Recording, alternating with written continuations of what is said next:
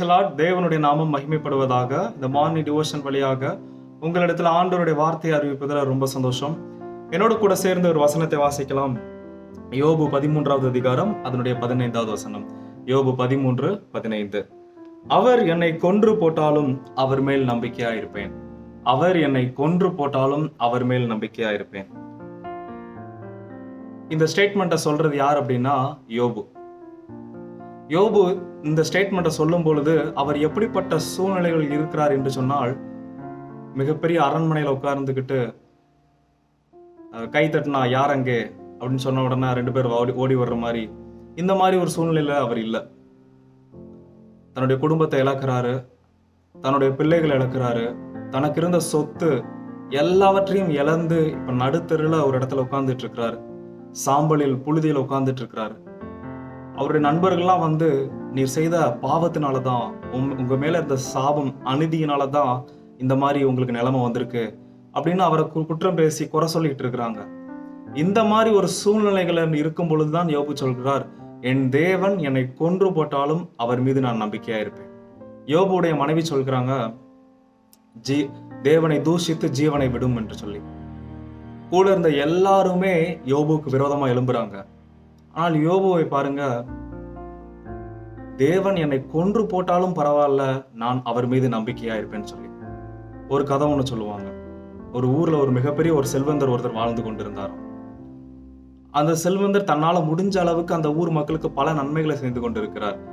பலருக்கு வேலை வாய்ப்புகளை கொடுக்கிறார். பல ஏழை மக்களுடைய வாழ்க்கை தரங்களை உயர்த்தி விடுகிறார்.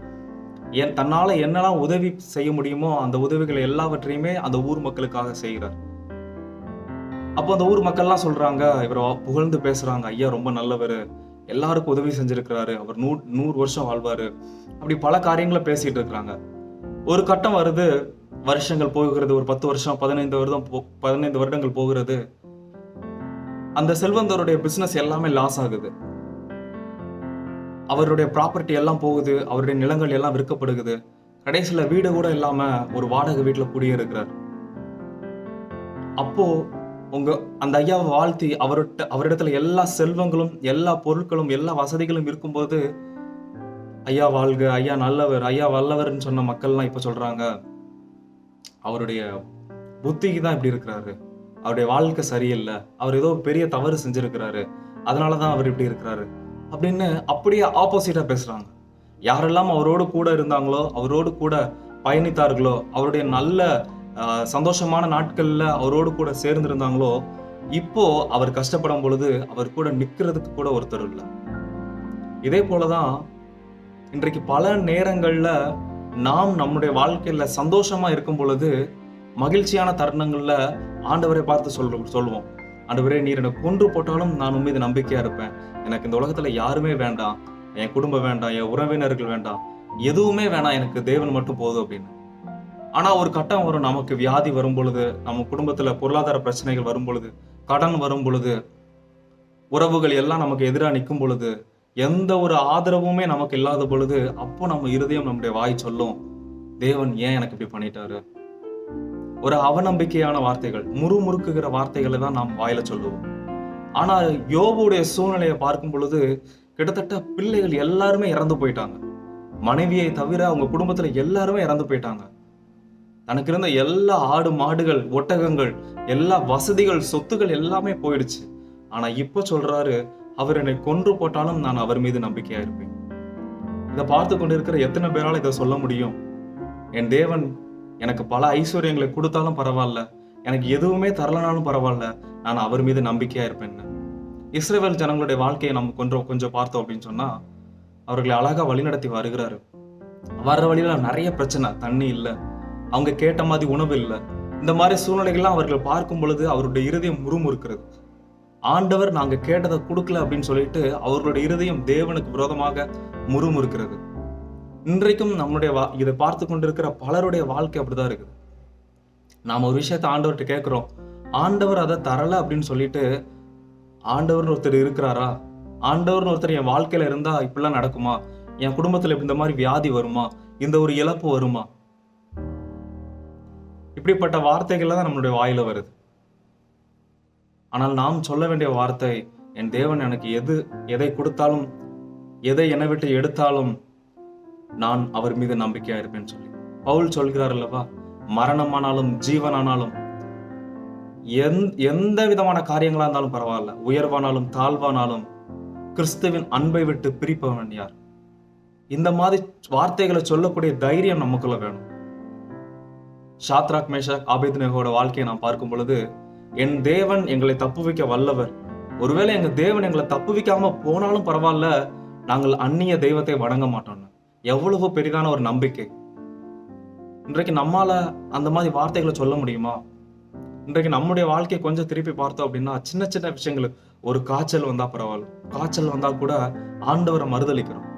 ஒரு பண பிரச்சனை, குடும்பத்துல ஒரு தரித்திரம், ஒரு இழப்பு வந்துருச்சுன்னா, ஆண்டவர் என் கூட இல்ல, நான் ஆண்டவரை தேடி போன, ஆண்டவர் எனக்கு எந்த ஒரு உதவியுமே செய்யல, இப்படி முறுமுறுக்கிற வார்த்தைகள் தான் நம்முடைய வாயிலிருந்து வருது.